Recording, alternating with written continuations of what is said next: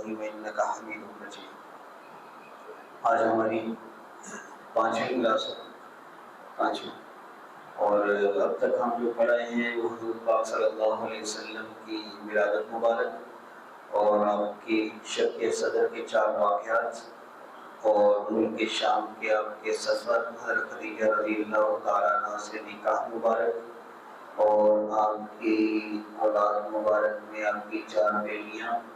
اور 2 بیٹے حضرت خدیجہ رضی اللہ تعالیٰ عنہ کے بدن میں مبارک سے ان کی ولادت، اور ایک بیٹے حضرت ماریہ قبطیہ سے، اور آپ کی جو 4 بیٹیاں ہیں، سب سے پہلی بڑی بیٹی حضرت زینب کا نکاح غیاث بن ربیع سے، دوسری اور تیسری بیٹی حضرت رقیہ اور حضرت ام کلثوم کا نکاح حضرت عثمان غنی رضی اللہ عنہ سے یکے بعد دیگرے، اور حضرت فاطمہ رضی اللہ تعالیٰ عنہ کا جو نکاح ہے وہ حضرت علی رضی اللہ تعالیٰ عنہ سے، لیکن ان نکاحوں کی تفصیل ابھی باقی ہے۔ اور پھر اس کے بعد آپ کا اعلان نبوت ہے، اور اعلان نبوت میں آپ صلی اللہ علیہ وسلم پر آنے والی تکلیفیں، اور پہلی 3 سال خفیہ دعوت، پھر 4 سال اعلانیہ دعوت، پھر اس کے بعد 3 سال شیب ابی طالب کی قید، اس کے بعد آپ کا سفر طائف، سفر طائف سے واپسی پر پھر آپ کا سفر معراج، سفر معراج سے واپسی کے بعد پھر آپ کے 3 سال مکہ مکرمہ میں دعوت میں گزرے، اور اس میں حج کے موسموں میں مدینہ طیبہ سے جانے والے لوگ 1 سال میں 6، دوسرے سال میں 12 اور تیسرے سال میں 73 لوگ مسلمان ہوئے۔ اور یہ ایک بنیاد تھی مدینہ طیبہ میں، جو ساتھ ساتھ وہاں سے مسلمان ہو کر آ رہے تھے تو یہاں پر مدینہ میں اپنی دعوت کا کام شروع کرتے، لوگ ان کے ساتھ ملنا شروع ہو جاتے۔ تو یہ 13 سالہ مکہ مکرمہ کی زندگی کا آپ کا جو وقت ہے وہ پورا ہونے پر ہے، اور آج ہماری 5ویں کلاس ہے، اور اس کی ابتدا ہجرت کے سفر سے ہماری ہوگی انشاءاللہ۔ کہ ایک موقع پھر ایسا بھی آتا ہے کہ دارالندوا ایک جگہ کا نام ہے، اور وہاں پر سارے قریش جمع ہیں اور سردار جمع ہیں، مشورہ کرتے ہیں کہ رسول پاک صلی اللہ علیہ وسلم کے ساتھ ہم نے اتنی تکلیفوں کا اور اتنی سختی کا معاملہ کر لیا ہے، 13 سال گزر گئے، لیکن ان پر ایمان لانے والے لوگوں کی تعداد میں اضافہ ہی ہوتا جا رہا ہے۔ اور یہ اللہ تعالیٰ کا کرم کا ایک وقت تھا کہ جب یہ اپنا فیصلہ کن مرحلے کی طرف جا رہے تھے تو ادھر سے اللہ بھی فیصلہ کن مرحلے کی طرف اللہ کی رحمت بھی متوجہ ہو رہی تھی۔ تو انہوں نے فیصلہ کیا کہ اب تک ہم نے ان کو قید بھی کر لیا اور تکلیفیں بھی دیکھ لی، برا برا بھی کہا، تانے بھی دیے، مارا پیٹا بھی، اب ہم ان کا جو ہے وہ کام تمام کرتے ہیں، نعوذ باللہ کہ ہم حضور صلی اللہ علیہ وسلم کو قتل کا انہوں نے ارادہ کیا، ہم قتل کریں گے، اور اس کے لیے ایک جگہ مشورہ کیا، اور وہاں پر یہ بھی طے ہو گیا کہ کوئی ایک دو نہیں کریں گے بلکہ ہر قبیلہ سے نوجوان اکٹھے ہوں گے اور سارے مل کر 100 نوجوان ملیں گے اور جا کر پھر حضور صلی اللہ علیہ وسلم کو نعوذ باللہ قتل کریں گے، اور پھر تاکہ اگر بعد میں ان کے ورثاء میں سے کوئی اگر دیت کا مطالبہ کرے تو دیت میں بھی ہمیں مشکل نہ ہو، سارے مل کر کیس ادا کر دیں گے۔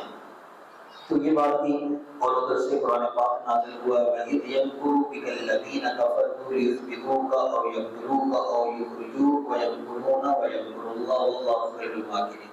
کہ اے نبی صلی اللہ علیہ وسلم، جب یہ لوگ آپ کو قید کرنے کا یا آپ کو قتل کرنے کا یا آپ کو مکہ سے باہر نکالنے کا، آپ کو جلاوطن کرنے کا جب ارادہ کرتے ہیں، اپنی کوشش کرتے ہیں، تو یہ ان کا ایک مکر ہے، ان کا ایک دھوکہ ہے، جال ہے، داؤ ہے، اور لیکن انہیں پتہ ہونا چاہیے وَمَكَرُوا وَمَكَرَ اللَّهُ۔ جب یہ دنیا کے لوگ اللہ کے نبی کے خلاف سازشی کرتے ہیں تو اللہ کے فیصلے اور اللہ آسمانوں پر بھی ان کے لیے تدبیر کر رہا ہوتا ہے، اور وہ تدبیریں ہر حال میں اللہ ہی کی غالب آیا کرتی۔ ادھر سے ساتھ آپ کو ہجرت کے سفر کا حکم ہوتا ہے کہ آپ اپنے سفر کی ہجرت کی سفر ہجرت کی تیاری کریں۔ تو دوپہر کا وقت ہے، گرمی شدید ہے، اور حضور پاک صلی اللہ علیہ وسلم نے اس ہجرت کے سفر سے 4 مہینہ پہلے ہی حضرت ابوبکر صدیق رضی اللہ تعالیٰ عنہ سے فرما دیا تھا کہ 2 اونٹنیاں تیار کریں، اور وجہ نہیں بتائی تھی کہ کیا ہے، فرمایا 2 اونٹنیاں تیار کریں۔ تو انہوں نے اونٹنیوں کی تیاری شروع کی تھی، اور حضرت ابوبکر صدیق رضی اللہ تعالیٰ عنہ کے دروازے پر گھر پر آپ دوپہر کی سخت گرمی میں جاتے ہیں، اور جا کر حضرت ابوبکر صدیق کے دروازے پہ کھڑے ہوتے ہیں اور فرماتے ہیں کہ جو گھر میں لوگ ہیں ان سب کو ذرا ایک طرف کریں، میں نے آپ سے ایک اہم بات کرنی ہے۔ تو آپ رضی اللہ تعالیٰ عنہ یہ فرماتے ہیں یا رسول اللہ ان میں کوئی بیگانہ نہیں ہے، سارے ہمارے اپنے گھر کے ہیں، اور میرے گھر کے لوگ جتنی مجھ سے محبت کرتے ہیں اس سے کہیں زیادہ آپ سے محبت کرتے ہیں، اس وجہ سے ان کے ہونے سے آپ پریشان نہ ہوئیے۔ آپ صلی اللہ علیہ وسلم گھر میں تشریف لائے اور آپ نے فرمایا ابوبکر مجھے حکم ہے ہجرت کرنے کا، اور جو میں نے اونٹنیوں کا آپ سے کہا تھا اونٹنیاں جو تیار ہیں تو اس پر ہم ہجرت کریں گے، اور ایک اونٹنی میں آپ سے ابھی خرید رہا ہوں 400 درہم کی، اور اس کی قیمت میں آپ کو بعد میں ادا کر دوں گا۔ اور ساتھ یہ کہا کہ ابوبکر تم میرے ساتھ ہوگے ہجرت کے سفر میں۔ تو حضرت ابوبکر صدیق رضی اللہ تعالیٰ عنہ رونے لگے، اور اس درجے کا رونا تھا کہ آپ کی ہجری بندی، آپ کی حالت خراب ہوئی، کیونکہ حضرت عائشہ کہتی ہیں میں نے آج تک یہ تو سنا تھا، کیونکہ بہت زیادہ بڑی ہوتی تھی حضرت عائشہ کی، تو فرماتی ہیں کہ میں نے اب تک یہ تو سنا تھا کہ لوگ ڈر سے ہوتے ہیں، مار سے ہوتے ہیں، خوف اور غم سے ہوتے ہیں، لیکن آج مجھے پہلا دن تھا جب ہجرت کا آپ نے فرمایا، پہلا دن تھا کہ پتہ چلا لوگ خوشی سے بھی رویا کرتے ہیں، اور حضرت ابوبکر خوشی سے رو رہے تھے کہ اللہ کے نبی ہجرت پہ جا رہے ہیں اور ساتھ میرا انتخاب ہو رہا ہے۔ آپ نے ان سے بات ہے کہ واپس گھر تشریف لے آئے، اور رات کا وقت ہوا تو اسی رات میں ان سب کفار نے یہ طے کر لیا کہ اسی رات میں ہم 100 نوجوان دروازے پہ کھڑے ہوں گے، اور دروازے پر کھڑے ہو کر ہم 100 نوجوان رات کے وقت میں دروازے پہ رہیں گے، اور جو بھی موقع ملے گا جیسے ہی حضور پاک باہر آئیں گے تو ہم اپنا جو ان کا ناپاک ارادہ تھا حضور پاک کو ختم کرنے کا اس کو پورا کر لیں۔ آپ صلی اللہ علیہ وسلم نے اسی رات فرمایا آگے تم میرے گھر میں رات رہو گے۔ تو حضرت علی رضی اللہ تعالیٰ کو اپنے پاس آپ نے بلایا، اور رات کے وقت آپ جب رات چھا گئی اندھیرا ہو گیا تو آپ نے فرمایا کہ تم میرے بستر پر لیٹ جاؤ، اور جب صبح کھلے اور وہ کافر جو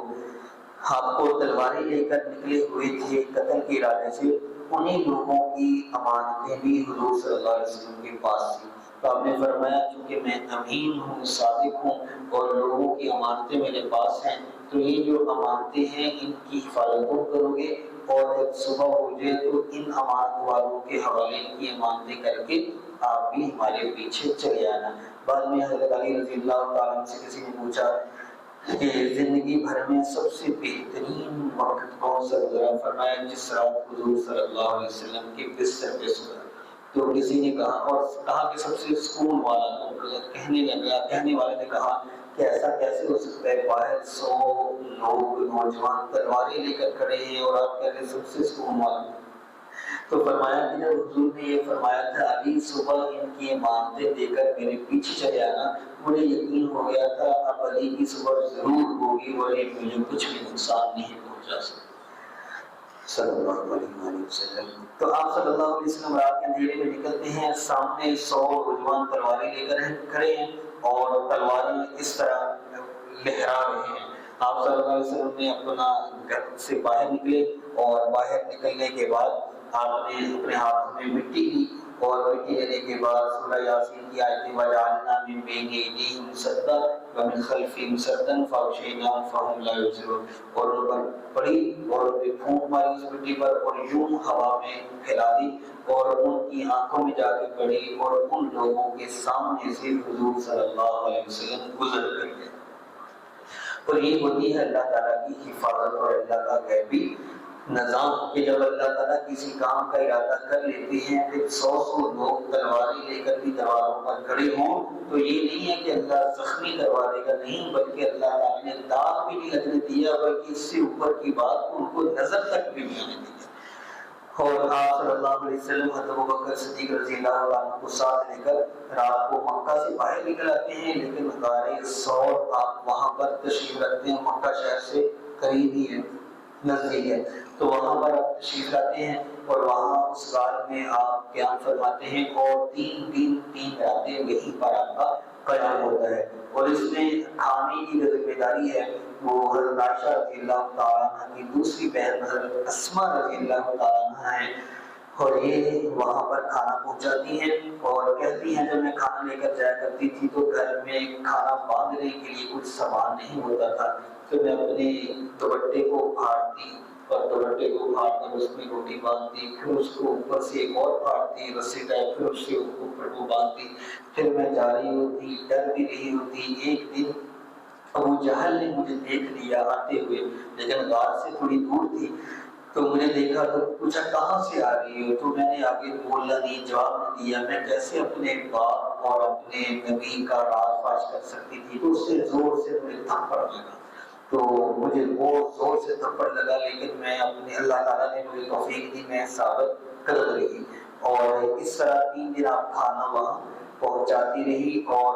کافر بھی صبح ہی اگلے دن نکل گئے اور تلاش میں نکلے، اور دیکھتے دیکھتے اس غار کے منہ پہ بھی پہنچ گئے، اور اللہ کا نظام غالب آیا، مکڑی نے جالا تنا اور کبوتر نے انڈے دیے، اور ان کبوتروں کی برکتیں ہیں کہ آج بھی جو حاجی جاتے ہیں تو کبوتر چوک بھی ہے وہاں پر شہر میں، تو کبوتر چوک ہے، وہاں پر ان کو دانا ڈالتے ہیں۔ یہ بہت ساری اللہ کی مخلوقات ہیں، لیکن کبوتروں کو ہی دانا کیوں ڈال رہا ہے؟ یہ صرف اللہ تعالیٰ نے ان کی ایک وصف اور خوبی تھی، اللہ کو پسند آئی، اور ہر حاجی کے دل میں اللہ تعالیٰ نے ان کی محبت پیدا کر دی۔ آپ صلی اللہ علیہ وسلم وہاں 3 دن ٹھہرتے ہیں، اور کافر جو تلاش والے ہیں وہ دروازے پہ آتے ہیں، اور آپ اور حضرت ابوبکر صدیق رضی اللہ تعالیٰ عنہ غار کے اندر بیٹھے ہوئے اس کو اوپر دیکھ رہے ہیں کہ ان کے پاؤں نظر آ رہے ہیں، اور حضرت ابوبکر صدیق رضی اللہ عنہ کہتے ہیں یا رسول اللہ یہ لوگ تو یہاں تک پہنچ گئے، تو آپ نے فرمایا لا تحزن ان اللہ معنا، ابوبکر پریشان نہ ہو، غم نہ کر، بے شک اللہ تعالیٰ ہمارے ساتھ ہے۔ اور وہاں سے وہ دیکھتے ہیں کہ اگر یہاں پر کوئی گزر کر اندر کوئی شخص گیا ہوتا تو یقیناً یہ جالا نہ ہوتا، یہ کبوتری کے آتے نہ ہوتے، اس بات کی دلیل ہے کہ یہاں سے گزر کے کوئی اندر نہیں گیا، اور عقل بھی یہی کہتی ہے، لیکن اللہ کے جو ظاہری اور غالب فیصلے ہوتے ہیں اس کو چیلنج کوئی بھی نہیں کر سکتا۔ تو اس طرح سے آپ لوگوں نے 3 دن وہاں گزارے، پھر اس کے بعد نکلے، اور آپ نے ایک غلام کو، ایک آدمی کو تیار کر رکھا تھا، اور انہیں آپ نے پہلے سے کہا تھا کہ 3 دن کے بعد آپ نے وہاں پر غار پہ آنا ہے اور ہمیں مدینہ طیبہ کا راستہ دکھانا ہے۔ تو 3 دن کے بعد وہ بھی وہاں پہنچا، آپ لوگ ان کے ساتھ گئے، جب جاتے ہیں تو پیچھے وہاں پر ابو جہل لوگوں کو پتہ چل جاتا ہے کہ حضور صلی اللہ علیہ وسلم، اور یہ ہجرت کوئی آسان کام بھی نہیں تھا، لوگ آج کو کہہ دیا جاتا ہے جب تکلیفیں ہوئی تو ہجرت ہو گئی، ہجرت بھی اتنی آسانی سے نہیں ہوئی، چھپ کر ہوئی، نہ وہ یہاں جینے دے رہے ہیں اور نہ یہاں سے باہر جانے کے لیے تیار ہیں، چھوڑ رہے ہیں۔ اسی میں ایک 3 لوگوں کا ایک خاندان ہے، ابو سلمہ ہے، ام سلمہ ہے، اور ان کا ایک چھوٹا بچہ ہے، اور وہ بھی آپ صلی اللہ علیہ وسلم بھی مکہ میں ہیں، تو وہ بھی ہجرت کر کے مدینہ جانا چاہتے ہیں، تو ابو سلمہ سواری پر آگے بیٹھتے ہیں، پیچھے ام سلمہ اور ان کی گود میں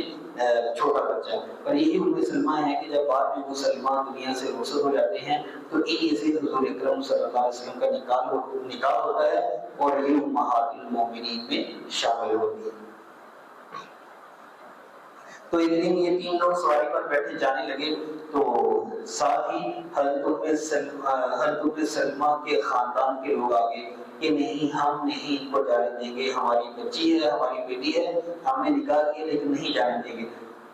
تو وہ وہاں سے زبردستی سواری سے اتار لیا، اور ادھر سے ابو سلمہ کے خاندان کے لوگ آگے، چونکہ وہ مسلمان ہی ہوئے تھے، اور وہ آگے انہوں نے کہا کہ ابو سلمہ کا جو بچہ ہے یہ ہمارا ہے، تو ابو سلمہ تم جانا چاہتے ہو چلے جاؤ، لیکن ہم آپ کا بچہ یہ ہمارے خاندان کا ہے، ہم نہیں جانے دیں گے۔ تو ایک گھر میں بچہ ہے چھوٹا دودھ پیتا، اور دوسرے گھر میں ان کی والدہ اپنے والدہ کے پاس ہے، اور ابو سلمہ اکیلے ہی چلے جاتے ہیں ہجرت پر، اور یہ معقول ہے اور ملنے نہیں دیا جا رہا، اور یہ ماں حضرت ام سلمہ روز اپنے گھر سے نکلتی ہیں، ایک اونچی جگہ جا کر بیٹھ کے روتی رہتی ہیں اور اپنے بچے کو بڑی یاد کرتی ہیں۔ تو ایک دن کا 1 سال ایسے تکلیف میں گزرتا ہے، تو ایک دن وہاں سے کوئی شخص گزرا اور اس سے پوچھا تم ایسے کیوں یہاں روتی ہو؟ کہا میرے بچے کو مجھ سے چھین لیا گیا۔ تو وہ پھر ان کے خاندان کے پاس گیا اور جا کر کہا تم نے کیوں ایسے کیا ہے کہ ایک ماں کو اس کے بیٹے سے دور کیا؟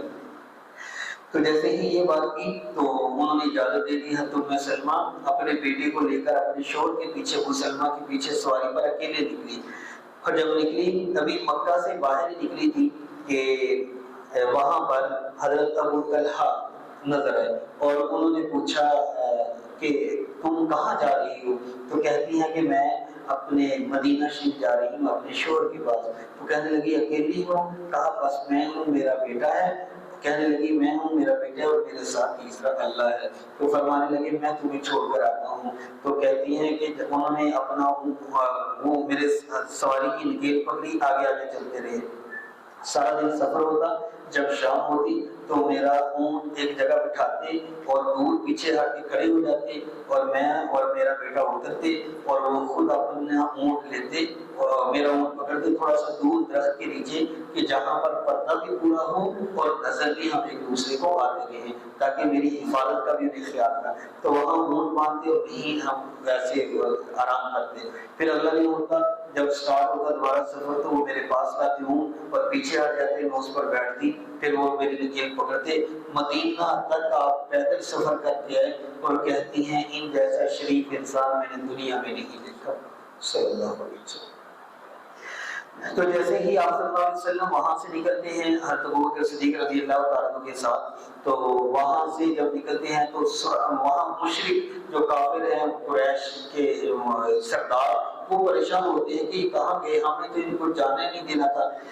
اور جہاں جائیں گے وہاں کے لوگ ان پر ایمان لائیں گے اور یہ طاقت بن جائیں گے۔ تو کیا کہا کہ ایک جگہ بیٹھے مشورہ کرنے لگے کہ جو بھی ان کو حضور صلی اللہ علیہ وسلم کو بلا قتل کرے گا 100 اونٹ ان کو انعام دیں گے، اور 100 اونٹ انعام آج سمجھے جیسے اس وقت بہترین سواری اونٹ اور مہنگی سواری تھی، اور آج کی اگر دیکھ رہے ہیں ہم تو اونٹ کم از کم کتنے کا ہوگا؟ 4-5 لاکھ کا ہوتا ہے نا، قربانی کے لگتے ہیں تو 5 لاکھ کا بھی ملے تو سون کتنے کا ہوگا؟ 5 کروڑ کے 5 کروڑ کے انعام۔ تو میرا خیال میں کہ اچھی ایک نیت تو آ جائے گی 5 کروڑ کی، یا کوئی اچھی جو بھی خیر تو گاڑیاں چلتی ہیں 5 کروڑ کی تو بہت اچھی آ جائے گی۔ تو اس آج کے زمانے کی بہترین کروڑوں گاڑی کا سمجھ انعام تھا، بلکہ اسے اوپر کیا۔ خیر اچھا آگے جا کر کیا ہوتا ہے کہ وہ سراقہ ابن مالک کو تلاش کرتے ہیں، تو جب انہیں پتا چلتا ہے کہ 100 کا انعام ہے تو وہ تلاش کرنے کے لیے نکلتے ہیں اکیلے، اور تلاش کرتے کرتے پیچھے دیکھ بھی لیتے ہیں کہ حضور پاک اور حضرت ابوبکر صدیق رضی اللہ تعالیٰ عنہ جا رہے ہیں، اور جیسے ان کے قریب پہنچتے ہیں تو اللہ تعالیٰ کا حکم ہوتا ہے اور اس سواری جس پر سراقہ سوار ہوتا ہے اس سواری کی جو پاؤں ہے وہ زمین میں دھنس جاتے ہیں۔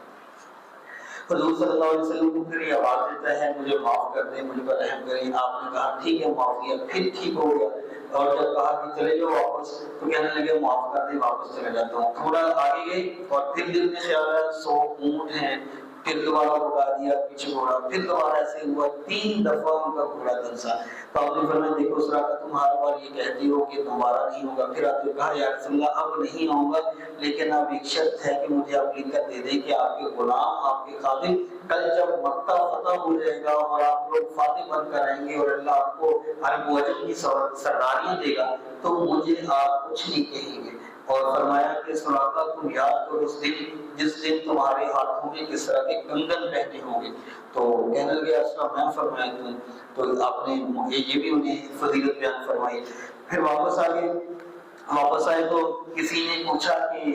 تم نے دیکھا ان لوگوں کو ایک اور بھی نام کے چکر میں پیچھا کر رہا تھا؟ تو آپ نے کہنے لگے پتہ نہیں، مجھے تو پتہ نہیں، اور اتنی پھر انہوں نے خیال کیا کہ کسی اور کو بھی نہیں بتایا۔ تھوڑا آگے گئے تو انہیں معبد کا ایک خیمہ آیا، وہ ایک خاتون تھی اور وہاں پر بھوک لگی تھی، تو وہ صدیق رضی اللہ عنہ ساتھ تھے، ایک تیسرا جو رہبر تھا راستہ بتانے والا وہ تھا۔ تو وہاں پوچھا کہ کچھ کھانے کا ہے؟ کہا کچھ کھانے کا نہیں۔ تو آپ نے فرمایا یہ بکری تمہارے پاس ہے تو صحیح، اس کا دودھ نہیں ہے؟ کہا نہیں، یہ تو لاغر ہے، کمزور ہے، چلنے والی بکریاں ساری جو چل سکتی چلی گئی، پر یہ اس قابل نہیں ہے کہ چلے، اس وجہ سے اس کو گھر چھوڑ دیا، کہا اسی کو لے لو۔ تو پاس رہ گیا، آپ صلی اللہ علیہ وسلم نے بسم اللہ پڑھی اور اس کے تھنوں پہ ہاتھ پھیرا، اللہ تعالیٰ نے وہاں سے دودھ جاری کر دیا۔ اور ایسا ہی ایک واقعہ حضرت عبداللہ ابن مسعود رضی اللہ تعالیٰ عنہ کے زمانے میں بھی ان کے ساتھ بھی ہوتا ہے کہ جب وہ عقبہ ابن ابی معیط کی بکریاں چرا رہے تھے تو آپ وہاں سے گزرے، آپ کے ساتھ حضرت ابوبکر صدیق رضی اللہ تعالیٰ عنہ بھی تھے۔ تو آپ نے پوچھا کہ بھائی ہمیں بھی بھوک لگی ہے، کچھ کھانے پینے کا؟ کہنے لگے کچھ نہیں۔ آپ نے فرمایا بکری کا دودھ ملے؟ تو وہ کہنے لگا کہ مجھ پر تو میرے مالک بڑا اعتماد کرتے ہیں، اب میں اگر آپ کو اس کا دودھ نکال کے دے دوں گا تو خیانت ہو جائے گی۔ فرمایا کوئی ایسی بکری ہے جو جس کا ابھی تک نگ کے ساتھ ملاپ نہ ہوا ہو، یعنی چستی نہ ہوئی ہو؟ تو کہنے لگے ہاں یہ بکری ہے۔ فرمایا اس کو میرے پاس لے۔ تو پاس لایا گیا، آپ صلی اللہ علیہ وسلم نے بسم اللہ پڑھی، ہاتھ پھیرا، وہاں سے دودھ نکلا اور دودھ خود بھی پیا، حضرت صدیق نے پیا، حضرت عبداللہ بن مسعود نے پیا، اور پھر آپ نے اس کو ہاتھ لگایا، اس کے تھن دوبارہ ویسے ہی سکڑ گئے۔ فقلیز قالوا السلام، حدیث پاک میں آپ نے فرمایا تھن سے سکڑ گیا، وہ دوبارہ سکڑ گئے۔ اور یہاں پر بھی ایسے ہوا، جب دودھ اس کا نکلا، ام معبد کی وہ بکری جو تھی دودھ دینے لگی، آپ نے خود بھی پیا، وہ صدیق نے پیا، اور آپ نے اس میں ٹھنڈا پانی بھی شامل کیا،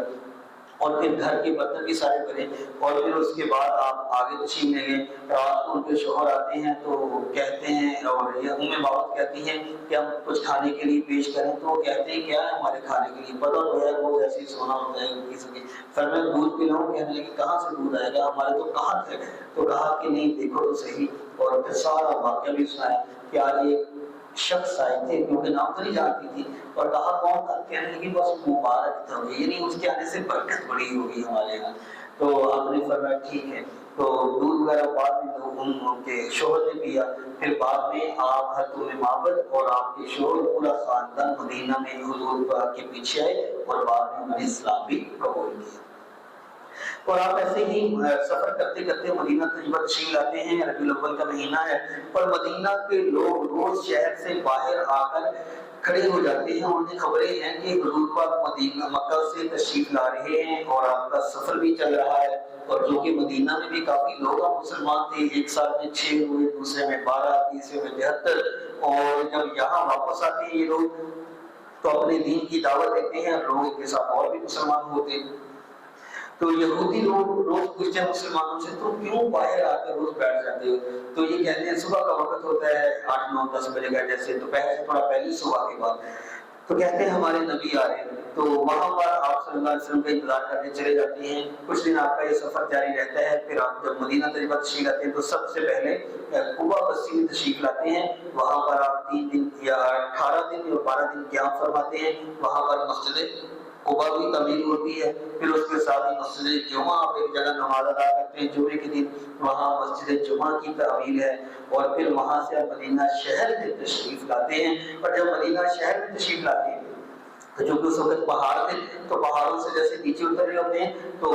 اونٹنی جب نیچے اترتی ہے تو آدمی اوپر بیٹھنے والا تھوڑا سا پیچھے ہو کے بیٹھتا ہے تاکہ، تو جیسے آپ پیچھے ہیں تو وہاں سامنے جو لوگ دیکھ رہے تھے ان کی نظر سامنے آپ کے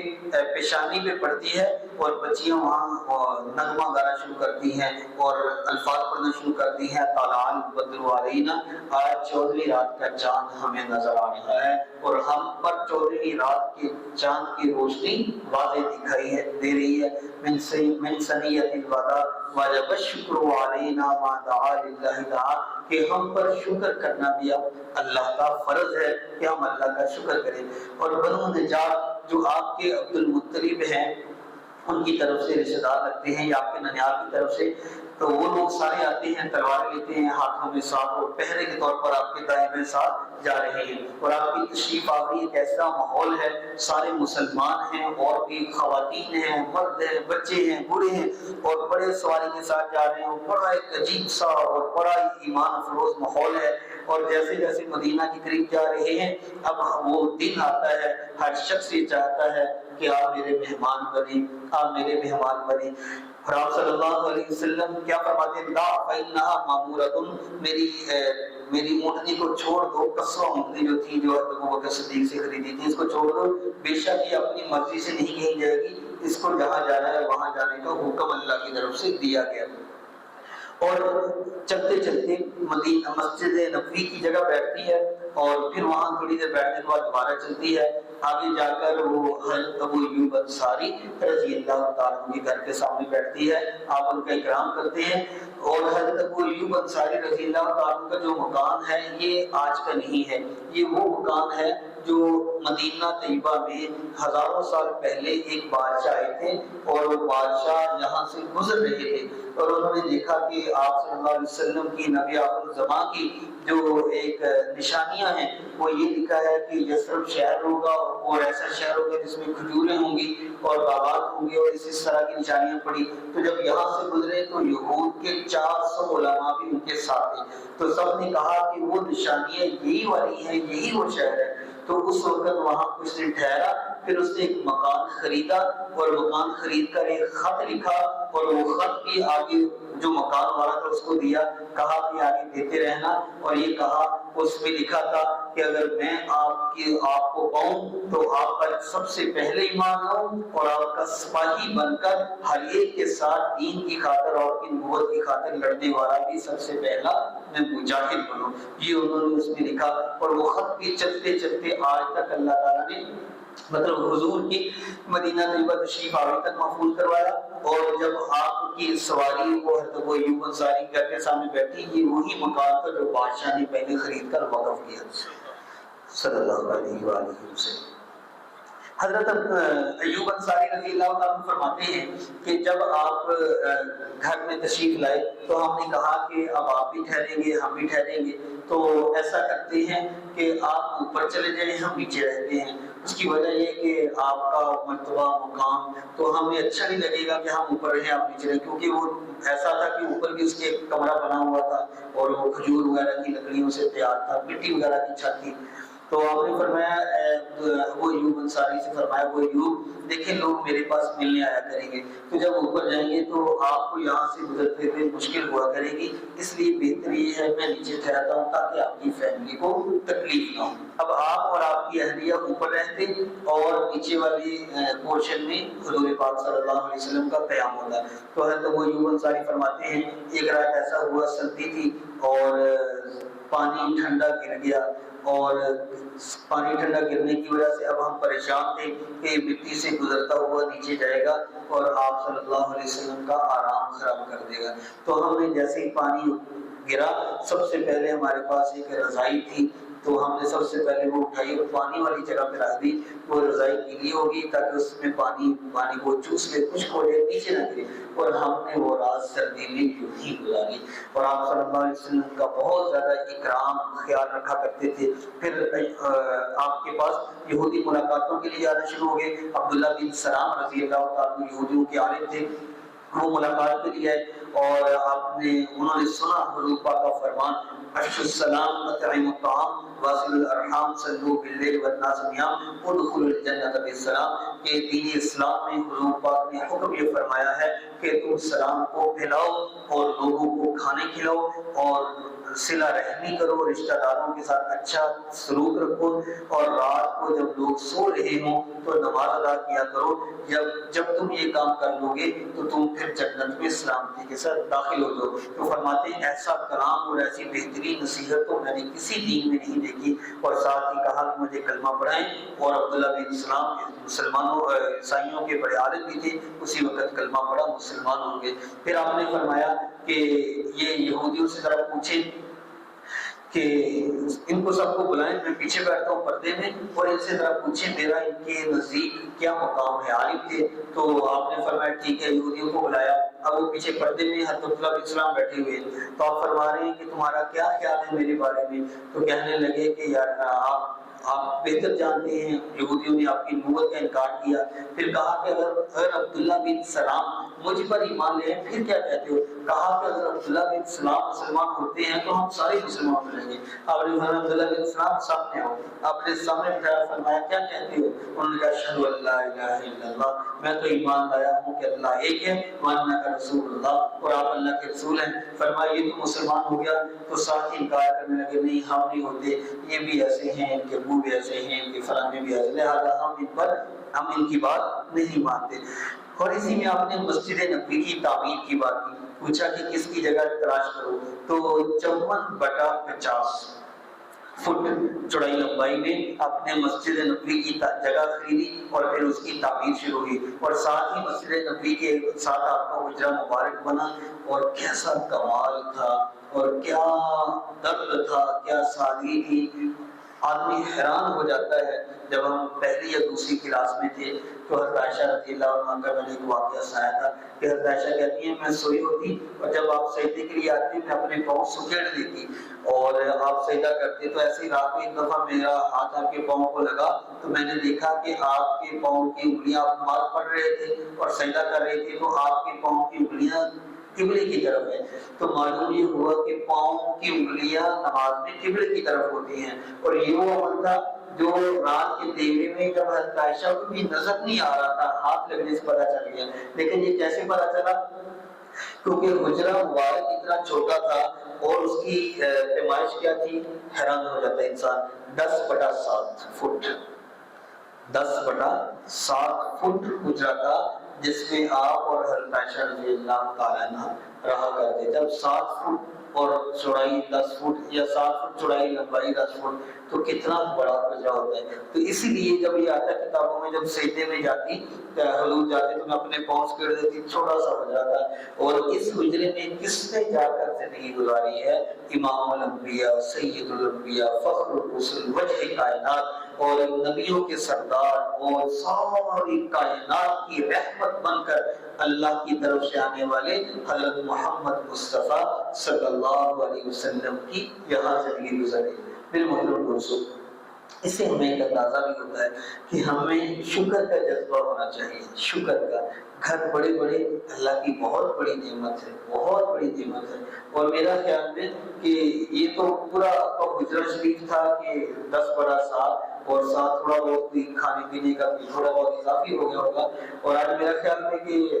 مال کے ساتھ کوئی برا نہ سمجھے تو شاید آج تو ہمارے جو واش روم گھروں میں ہوتے ہیں وہ بھی اس سے بڑے ہوتے ہیں، اور یہ وہ جگہ ہے جہاں پر دو جہاں کے سردار کی علامت ہے۔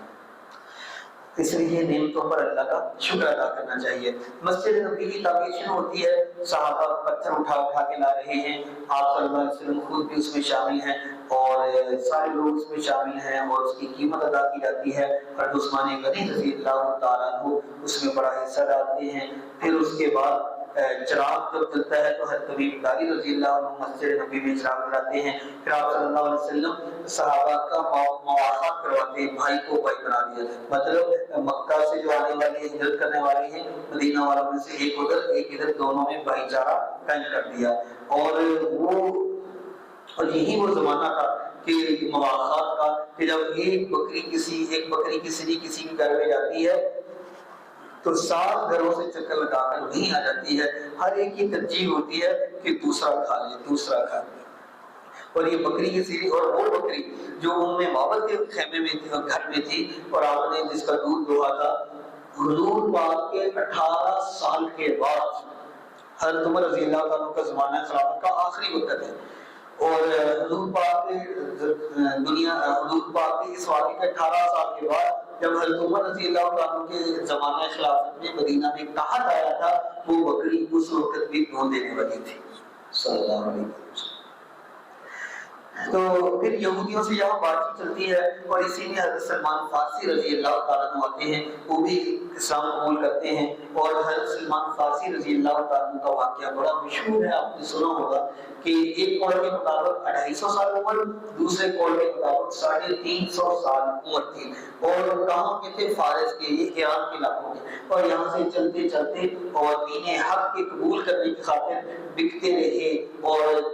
کبھی سفر کرتے رہے اور لوگوں کی خدمتیں کرتے رہے، راہبوں کے پاس رہے، تو 6 یا 7 جگہ جب پہنچے تو عموریہ ایک جگہ کا نام تھا، وہاں پہنچے تو اس کی خدمت کرتے رہے، اور انہوں نے ان سے کہا سلمان فارسی نے کہ آپ تو جانے والے ہیں اور آپ کی بات میں کس کے پاس جا کر اپنا دین پر عمل کروں؟ تو وہ کہنے لگا کہ آپ کو سچ بتاؤں، مدینہ شہر ہے جس کا نام یثرب، تو اس وقت یثرب ہے، تو وہاں جائیں، کھجوروں والا شہر ہے، نبی آخر الزمان کا وہاں ظہور ہو چکا ہے۔ اب آپ وہاں سے سفر کرتے ہیں اور سفر کرتے ہوئے پہلے سفر کا ارادہ کرتے ہیں تو کوشش ہے کوئی وہاں کا آدمی مل جائے، تو جب وہاں کا آدمی ملا، لوگ ملے مدینہ آنے والے، تو کہا کہ مجھے ساتھ سفر پہ لے جاؤ قافلے میں، تو کہنے لگے لے تو جائیں گے لیکن ہمیں کیا دو گے؟ تو کہنے لگے میں اتنے پیسے بطور معاوضہ خدمت کے دے دوں گا، مجھے بھی لے جائیں۔ تو پیسے ان کو دیے اور وہ سفر شروع کر دیا۔ راستے میں جا کر انہوں نے کسی اور کو بیچ دیا، ان لوگوں نے کہ یہ ایک غلام ہے، اس کو خرید لو، تو پہلے ان سے پیسے لیے، پھر ان کو بیچ کر ان کی قیمت بھی لے لی، اور وہ بکتے بکتے مدینہ میں آ گئے۔ اب ایک دن مدینہ میں کھجوروں کے باغ تھا، کھجوروں کے باغ میں مزدوری کرتے تھے، اوپر چڑھے ہوئے تھے، تو جو ان کا مالک تھا اس کا ایک بھائی یا اس کا بھتیجا رشتہ دار کوئی آیا اور آ کر کہنے لگا کہ مدینہ میں ایک شخص ہے، وہ کہتا ہے میرا نام محمد بن عبداللہ ہے، اور وہ کہتا ہے کہ میں اللہ کا رسول ہوں صلی اللہ علیہ وسلم۔ تو جب یہ بات کی تو اب یہ کب سے بکتے بکاتے اور باغوں کی خدمتیں کرتے، اور کتنے علماء اور راہبوں کے پاس جا کے خدمتیں کرنے کے بعد یہاں پہنچے تھے،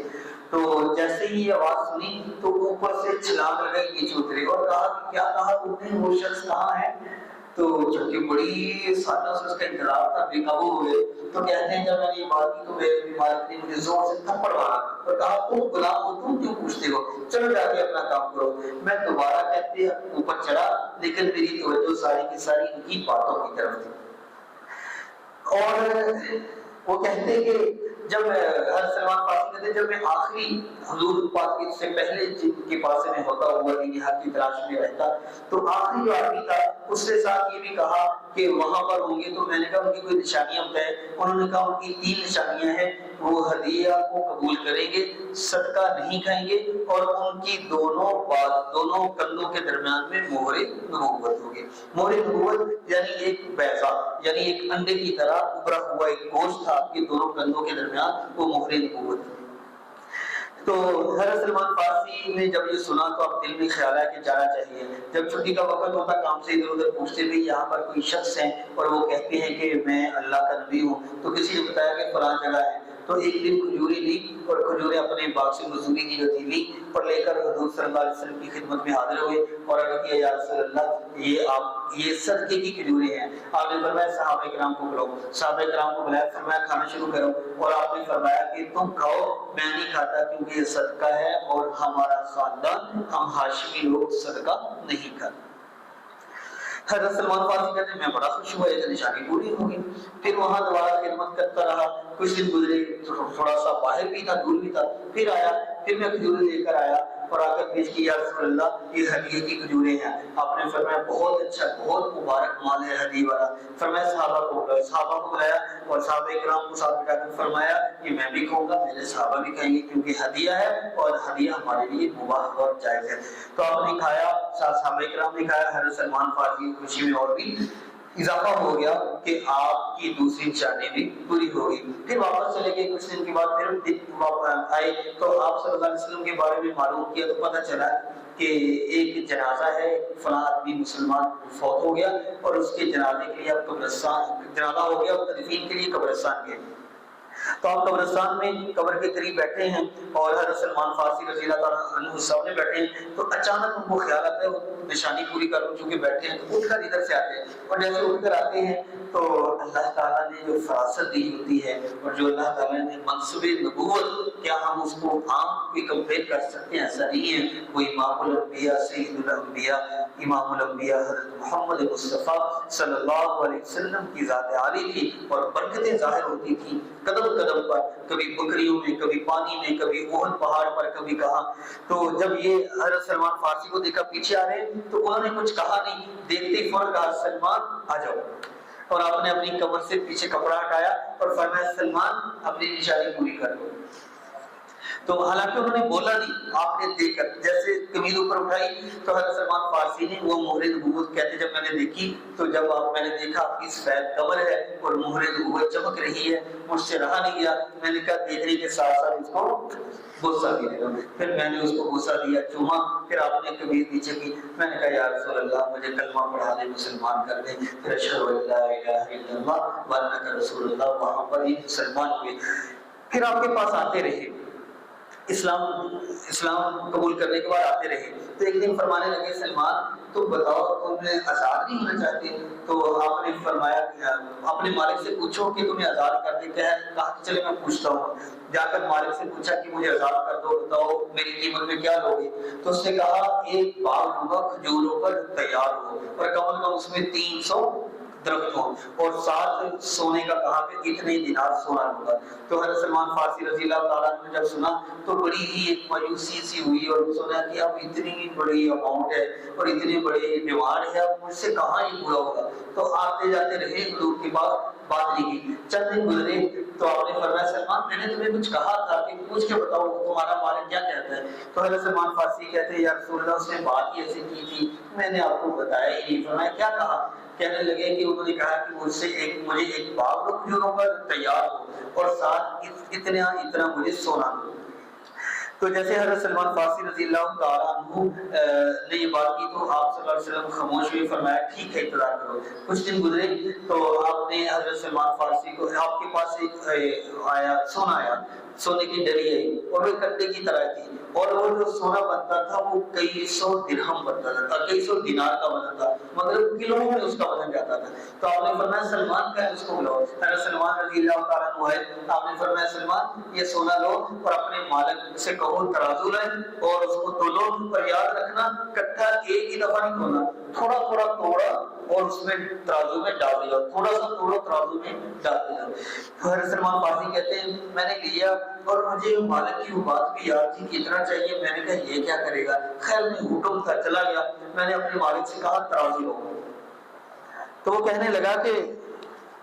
کیا کرنا ہے؟ میں نے کہا میں نے آپ کو سونا ادا کرنا ہے۔ کہنے لگا دکھاؤ، میں نے دکھایا تو وہ ہنس پڑا، کہنے لگا اتنے کو کیا تولنا ہے؟ میری جو ڈیمانڈ ہے وہ اتنی، کہا تو ترازو تو لاؤ، اور کہنے لگے مجھے یقین تھا کہ جب حضور صلی اللہ علیہ وسلم نے یہ فرمایا ہے تو اب یہ کم نہیں ہوگا، پورا ہو کے رہے گا۔ تو میں کہتے وہ ڈلی لی اور تھوڑا سا توڑا اور اس کے اوپر ڈالا اور دوسری طرف وہ جو وٹا شٹا یا کوئی پیمانہ تھا وہ تھا، پھر تھوڑا سا توڑا پھر ڈالا اور چلتے چلتے وہ سارا پورا ہو گیا اور میری وہ ڈلی پھر باقی بچ گئی۔ میں نے حضور کے پاس لا کے پیش کر دیا، یہ لے لیجیے صلی اللہ علیہ وسلم۔ اچھا دوسرا تھا 300 کھجوروں کا، تو آپ نے فرمایا اور کیا؟ کہنے لگے وہ بات مانگتا ہے، کہا ٹھیک ہے جب کھجوروں کی کلموں کا انتظار کرو، تو کھجوروں کی کلمیں تیار کی اور فرمایا جو فلان جگہ جو زمین ہے نا مسلمانوں کی اس کو تیار کرو۔ کہنے لگے میں نے وہ کھیل وغیرہ بنا دیے اور حضور پاک صلی اللہ علیہ وسلم اپنے ساتھ حضرت ابوبکر کو حضرت عمر کو لیا اور حضرت سلمان فارسی کلمیں لے کے آ رہے ہیں، آگے آگے پیش کر رہے ہیں، حضور پاک ایک ایک کلمہ لگا رہے ہیں اور حضرت عمر اس پہ مٹی ڈالتے جا رہے ہیں، پیچھے پانی بھی دیتے جا رہے ہیں۔ تو ایسے چلتے چلتے ایک ایسا بھی درخت تھا جس میں حضرت عمر رضی اللہ تعالیٰ کی کوشش تھی اتنا ہی مبارک یہ لگ رہا ہے تو چلو میرا بھی حصہ پڑ جائے، تو آپ نے بھی ایک کلمہ لگا لی لیکن وہ اگ نہیں سکا۔ تو فرمایا کہ یہ کیوں نہیں ہوگا؟ تو حضرت عمر نے کہا ایسا میں نے لگایا، تو میں اس کو نکالوں میں خود لگاتا ہوں۔ پھر آپ صلی اللہ علیہ وسلم نے اپنا وہاں پر خود اپنے دستے مبارک سے لگایا اور 1 سال کے اندر اندر وہ پورا باغ تیار ہو کر پھل دینے لگ گیا، 1 سال کے اندر اندر۔ اور خدا کھجوروں کا باغ بڑا ٹائم لیتے، بہت ٹائم لیتے۔ اور پھر آپ نے فرمایا جو سلمان اپنے مالک سے کو اس کو لے لے۔ پھر یہ 2 بڑی قیمتیں ادا کرنے کے بعد حضرت سلمان فارسی رضی اللہ تعالیٰ کی وہاں سے جو نجات ہوئی غلامی سے،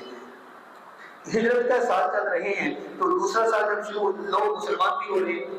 اور 16 مہینے ہو گئے آپ کو مدینہ شریف میں، تو آپ جب نماز ادا کرتے ہیں تو نماز میں آپ کا چہرہ مسجد اقصیٰ کی طرف ہوتا ہے، قبلہ اول کی طرف۔ دل میں آتا ہے کہ یہ تو سارے نبیوں کا قبلہ ہے، میں حضور پاک صلی اللہ علیہ وسلم کے دل میں آتا ہے کہ ہمارا کعبہ بیت اللہ ہونا چاہیے۔ تو ایک جگہ نماز ادا فرما رہے ہیں، امامت کروا رہے ہیں اور نماز ظہر ہے، کسی جگہ کھانے کے لیے دعوت پہ گئے اور وہاں نماز ظہر ہوئی، نماز ظہر آپ نے ادا کرنی شروع کی اور نماز کے اندر ہی حکم ہوا، اللہ تعالیٰ فرمانے فَوَلْ فَوَلِّ وَجْهَكَ شَطْرَ الْمَسْجِدِ الْحَرَامِ کہ ہم نے نبی قد نَرَىٰ تَقَلُّبَ وَجْهِكَ فِي السَّمَاءِ کہ ہم دیکھتے ہیں آپ کے دل کو، آپ کی نظریں آسمان کی طرف اٹھتی ہیں اور آپ کے دل میں یہ آتا ہے کہ میرا قبلہ یہ ہونا چاہیے، چلیں پھر آج ہم نے قبول بھی کر لیا، فَوَلِّ وَجْهَكَ شَطْرَ الْمَسْجِدِ الْحَرَامِ اپنے چہروں کو مسجد حرام کی طرف پھیر لو۔ تو ظہر کی نماز میں ادھر صفے کی گھما کر ادھر کو بیت اللہ کی طرف کرنی، اور وہاں پر مسجد بنی جو مسجد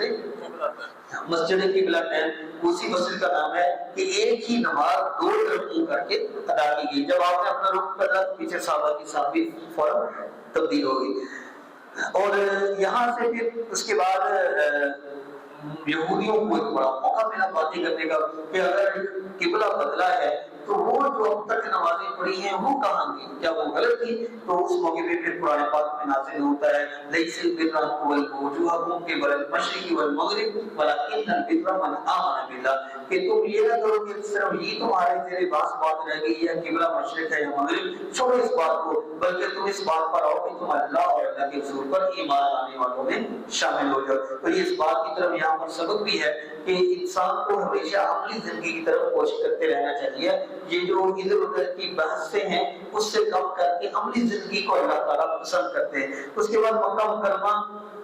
میں قرآن نازل جب ہوتا تھا تو مکہ مکرمہ میں قرآن نازل ہوتے ہوئے یہی آتا تھا وَاصْبِرْ وَاصْبِرْ وَاصْبِرْ، اے نبی صبر کریں، اے نبی صبر کریں۔ کبھی کس کو مار پڑ رہی ہے یا ہمارے یاسر آپ یاسر آپ فرمانے صبر کریں، حضرت بلال حبشی کو پڑھ رہی ہے آپ کہہ رہے صبر کریں، حضرت زنیرہ کی آنکھیں نکال دی گئی آپ کہہ رہے صبر کریں، حضرت خباب کی پیٹھ انگاروں پہ لٹایا جاتا اور چربی پگھل کر اس سے انگارے ملتے آپ کہتے صبر کریں۔ ہر کوئی مشکل ہو کر آپ صبر کرتے، آپ صبر کی تلقین کرتے۔ لیکن جب مدینہ میں آئے ہم دیکھ رہے تھے سارے مسلمان کے کچھ ہونا تو چاہیے، اب پہلے والا ہو تو نہیں، تو قرآن پاک میں نازل ہوتا ہے اذن للذین یقاتلون بانہم ظلموا، ایمان والو تم نے بڑے ظلم سہ لیے ہیں، تم نے بڑے ظلم سہ لیے ہیں، اذن اب تمہیں اجازت ہے، اب تم قتال کرو، اور یہاں پر جہاد کی اجازت دی گئی۔ یہی وقت چل رہا ہے، حضرت فاطمہ رضی اللہ تعالیٰ عنہ کی عمر مبارک 16 سال ہوتی ہے، حضرت علی رضی اللہ تعالیٰ کی عمر مبارک 21 سال ہوتی ہے۔ تو آپ فرماتے ہیں حضرت ابوبکر صدیق حضرت عمر رضی اللہ تعالیٰ کو بلاتے ہیں حضرت علی رضی اللہ تعالیٰ کو، علی تم نے نکاح نہیں کرنا، شادی نہیں کرنی؟ تو کہا کرنی ہے، کہا جاؤ حضور سے فاطمہ کا رشتہ پوچھو۔ تو کہنے لگے میں کیسے جاؤں گا؟ کہا جاؤ بات کرو۔ تو اب جب تشریف لاتے ہیں تو حضرت علی رضی اللہ تعالیٰ کو بیٹھتے ہیں اور تھوڑی دیر بیٹھ کے واپس آ جاتے ہیں۔ تو حضرت ابوبکر صدیق حضرت عمر پوچھتے ہیں کیا ہوا، کیا کہا حضور نے؟ کہا کچھ بھی نہیں۔ کہا تم نے کیا کہا؟ میں نے بھی کچھ نہیں کہا۔ تو کہا جاؤ دوبارہ جاؤ۔ پھر دوبارہ گئے یا رسول اللہ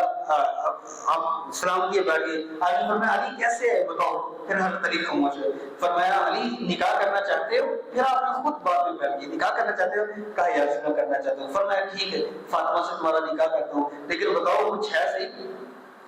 کھانے پینے کے لیے مہر کے لیے؟ کہنے لگے یا رسول اللہ تو کچھ نہیں، صرف یہ میرے پاس ایک میری زرہ ہے۔ فرمایا ٹھیک ہے اس کو بیچو اور بیچ کر جاؤ،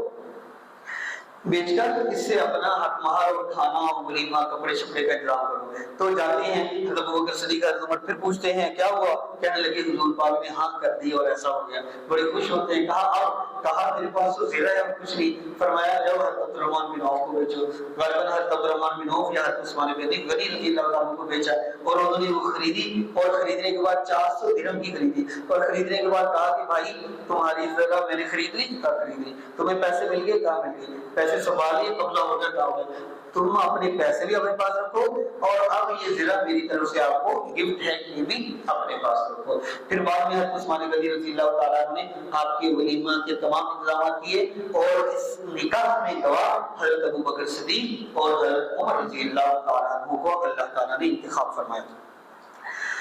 اب جب حضرت علی رضی اللہ تعالیٰ عنہ کا نکاح ہو گیا اور کیسی سادی سی آپ نے رخصتی کی، ایک جائے نماز ہے، کھانے کے لیے پیالہ ہے اور ایسے ہی کوئی ہلکی سی چٹائی ٹائپ ہے، بڑی سادگی سے آپ نے رخصتی کی اور فرمایا کہ حضرت ام ایمن کو بلایا، فرمایا کہ جب ان کو فاطمہ کو حضرت علی کے گھر چھوڑ کر آؤ، تو حضرت علی رضی اللہ تعالیٰ عنہ کے خود گھر میں آپ نے حضرت فاطمہ کو پہنچوایا۔ تو اس سے پتہ چلتا ہے ہمارے ہاں جو چلتا ہے عورت کی عزت کی خاطر چند لوگ جاتے ہیں لے کر آتے ہیں، یہ بھی ٹھیک ہے، اگر بیٹی کا نکاح کر کے ہم خود چھوڑیں تو وہ ہمارے معاشرے میں اس کو عیب سمجھا جاتا ہے کہ خود ہی چھوڑ کے آگے، یہ بھی آپ کی سنت ہے۔ اب اس کا تعلق ہمیں دین کے ساتھ کیسا ہے کہ جب ساری چیزیں ملتی ہیں تو اس کا تعلق آسانی کے ساتھ ہے، جیسے آسانی ہو ویسے اس پر عمل کر لیا جائے۔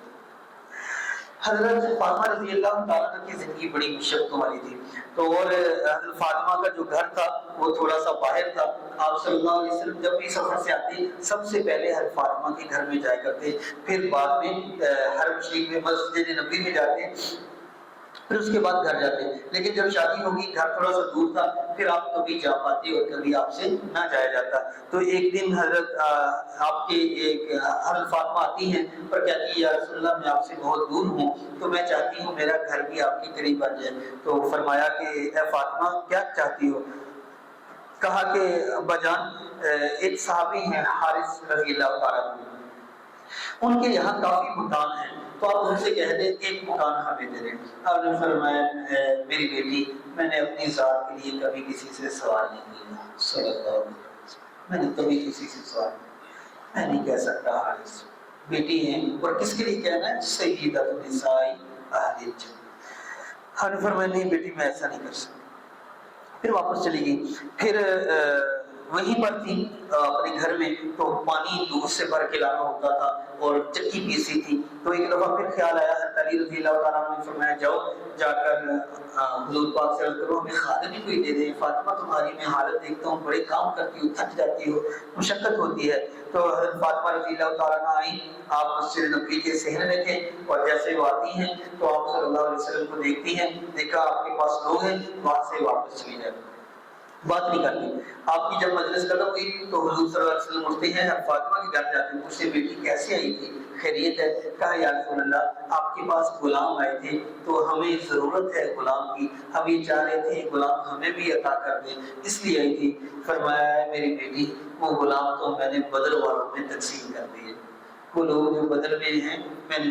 مطلب بعد میں ایک موقع آتا ہے فرمایا بدر والوں میں تقسیم کر دیے۔ اور پھر یہی جو حضرت حارث جن کے گھر کی آپ نے عرض کی تھی یا رسول اللہ ہم سے ہمیں ان کا گھر دلوا دیجیے، ان کو کسی نے کہہ دیا کہ آپ کی بیٹی نے یہ گھر آپ کا اس طرح انہوں نے بات کی۔ تو حضرت حارث حضور کے پاس آ گئے، یا رسول اللہ آپ نے ایسا کہا ہے کہ حضرت فاطمہ کو میرا گھر چاہیے اور آپ نے یہ کہہ دیا، میں نہیں کہہ سکتا، یہ میرا گھر آپ کا گھر ہی تو ہے، دوسرے گھر جو کرائے پہ ہیں یا ادھر ادھر لوگوں کے پاس ہیں میں اس کا نہیں کہتا، جو میرا گھر جس میں میں رہ رہا ہوں ابھی خالی کرتا ہوں۔ آپ نے اپنے برتن کا سامان اٹھایا دور چلے گئے اور حضرت فاطمہ اور حضرت علی کو حضور پاک کی جو بالکل آپ کا ذاتی رہائش والا گھر تھا وہ آپ نے ہدیہ میں پیش کر دیا۔ اور اسی میں روزہ اور زکوٰۃ کا دوسری صدی ہجری میں جب پہلا سال ویسے گزرا، دوسرا سال چل رہا ہے اور اس وقت نماز کا زکوٰۃ کا بھی حکم ہوتا ہے اور روزے کا بھی حکم ہوتا ہے، اور جب روزے آتے ہیں تو ساتھ ہی وہ بھی آتا ہے، عید بھی آتی ہے۔ اور چونکہ انصار جو یہاں کے ہیں مدینہ کے انہیں تو اللہ تعالیٰ نے مضبوط اور ساری چیزیں عطا کی ہیں، لیکن جو ہجرت کر کے لوگ آئے ہیں ان کے پاس اتنا ساز و سامان بھی نہیں ہے، بڑی مشقتوں سے آئے ہیں، اور ہجرت کے واقعات میں ایسی ایسی کہانیاں ہیں بندہ دنگ رہ جاتا ہے۔ اور اس طرح کی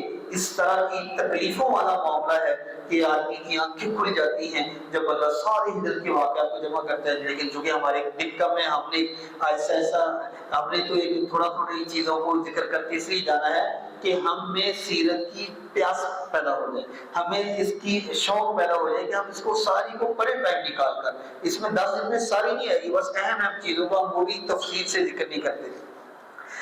تو جب یہ روزے کا حکم آتا ہے اور زکوٰۃ کا، تو روزے کے بعد ظاہری بات ہے عید بھی آتی ہے۔ اب آپ صلی اللہ علیہ وسلم دیکھتے ہیں کہ انصار کے لوگوں کے پاس وہ کھانے ہیں، پینے ہیں، گھر ہیں، کپڑے ہیں، سب کچھ ہے، لیکن جو میرے پاس مہاجرین آئے ہیں ان کے پاس ایسی چیزیں نہیں۔ تو آپ یہ نہیں کہتے کہ ان کو ویسے دے دو، نہیں فرمایا جو روزے رکھنے والے صدقہ فطر بھی ادا کرو، اور ان کو تو جن کے پاس نہیں ہے کھانے بھی دو، کپڑے بھی دو، اور کھجور بھی دو، اور جو بھی دو، اور کشمش بھی دو، اور جو جیسا بھی ہے وہ ان کو کچھ نہ کچھ ضرور دو۔ تو اس موقع پر پھر جا کر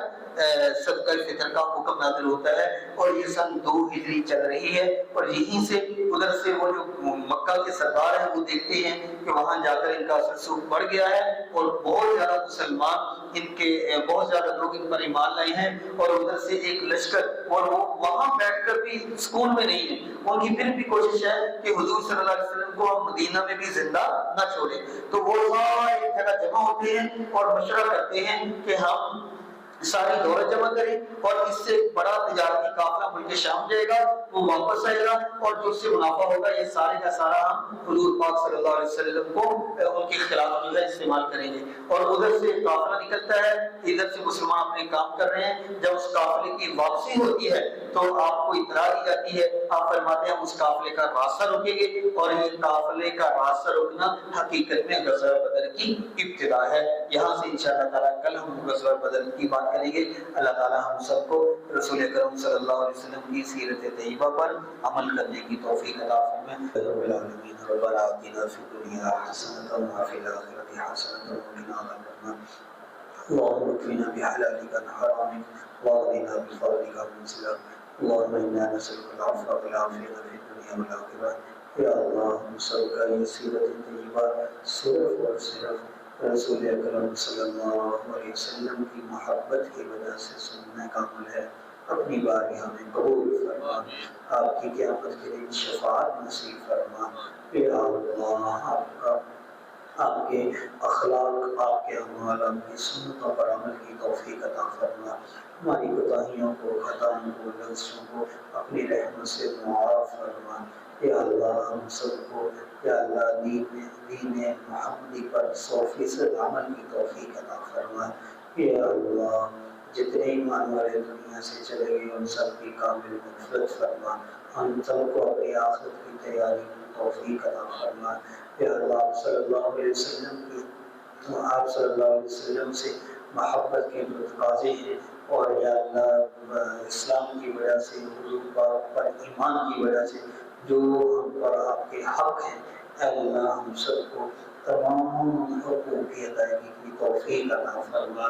یا اللہ آپ صلی اللہ علیہ وسلم نے فرمایا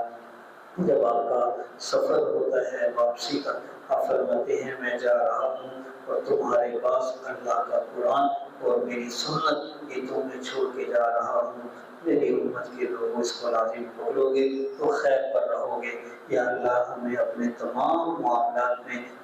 اپنے حکم اور حضور کی سنت پر عمل کی توفیق عطا فرما، ہم سب کے دعاؤں کو قبول فرما۔ سبحان ربک رب العزت عما یصفون وسلام علی المرسلین والحمد للہ رب العالمین، آمین۔